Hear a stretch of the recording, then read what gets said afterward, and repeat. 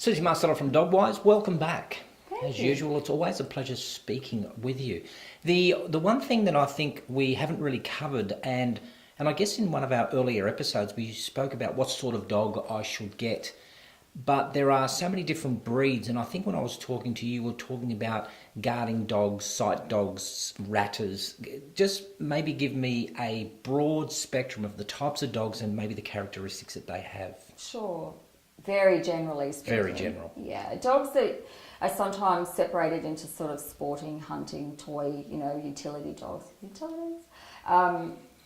Into, those kind of dogs. Or you could go further into more breed characteristics. A lot of dogs are quite sort of old breeds. So you might look at things like Maremma sheepdogs, for example, who have very strong guarding instincts, and they're used a lot even now, and they have incredibly strong instincts. You'll have working dogs, again, that have, there might be herding dogs like Border Collies and Kelpies and cattle dogs that just love to do all those sorts of things. Dogs with strong guarding instincts, again, like German Shepherds. You'll have dogs that are hunters, like sighthounds, dogs that are retrievers, like Labradors, and some of the Spaniels. You'll have water dogs. Some dogs, like poodles, love being in the water. And then you'll have high energy, high alert dogs, which are generally the smaller terrier types of breeds or mixed breeds. So if you get, and generally we go for small dogs because we think they're more manageable. They're easy because they're small. But we forget that they're dogs, and they have inherent hardwired characteristics that we need to be able to either live with or control. So a lot of dogs, you can train a lot of these things out of dogs. You can teach them not to react when the doorbell goes. You can teach them not to react when the postman comes. You can do all that, but if you don't do it, you can't blame the dog because it barks when the doorbell goes. So unless you're happy, I have, a little mixed breed terrier dog, and he does bark when the doorbell goes, but I don't mind that because I can tell him to stop and he'll stop. But he is a high energy, high alert dog. He's always on the go. He's always looking for something. And so that's his breed characteristic. I have to work with that. I also have a whippet. Sighthounds, he's got a very powerful prey drive. That's why this nonsense with the greyhound baiting just makes my blood boil. They never needed to do any of those things. They come naturally to dogs. My whippet will chase anything. And that's why I don't have a cat, because I know he would chase that cat.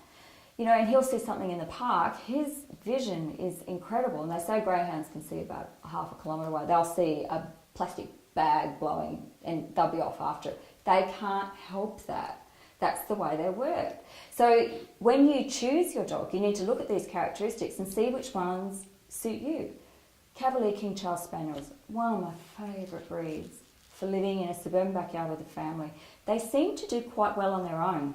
They don't seem to necessarily go out searching for other canine companions. And if you get that puppy at the right age and you socialise it properly with your family, and you don't overfeed it because they tend to get fat, they're an excellent dog, a brilliant dog for families. Brilliant. They're really good with kids. They just seem to have missed the cranky gene. But a lot of it is depending on how you raise them. But they, in particular, and a lot of dogs have inherited medical conditions as well. And cabbies have their own set of problems. But on the whole, you need to know your temperament first. You really need to know yourself. Then you need to look at the characteristics of the dogs that you're interested in. You might be attracted because of the way a dog looks. I often am. I really like Leonberger dogs. I think they're beautiful. They're enormous, hairy dogs.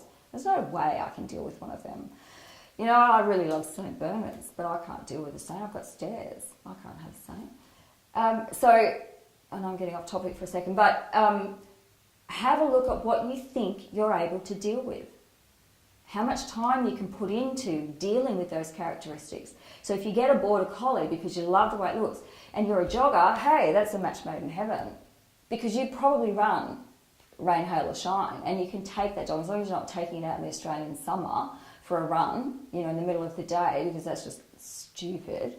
That's great. It will go for a jog with you, and it will be really happy because it hums home and it's exhausted. But if you like to sit on the couch and you're at work all day, don't get a dog that has really high exercise needs or really high work needs. Get yourself a Cavalier, get yourself a Pekingese, get yourself a Pomeranian, get yourself a Shih Tzu, a Lhasa, any of those dogs that are generally considered indoor, easy to look after dogs. Are you saying Donna's fat because she has a pom? No, I'm sorry, Donna, I had nothing to do with it. She gets that dog because she likes the way it looks, and he is cute. He's one of the cutest dogs in the whole wide world. Good save.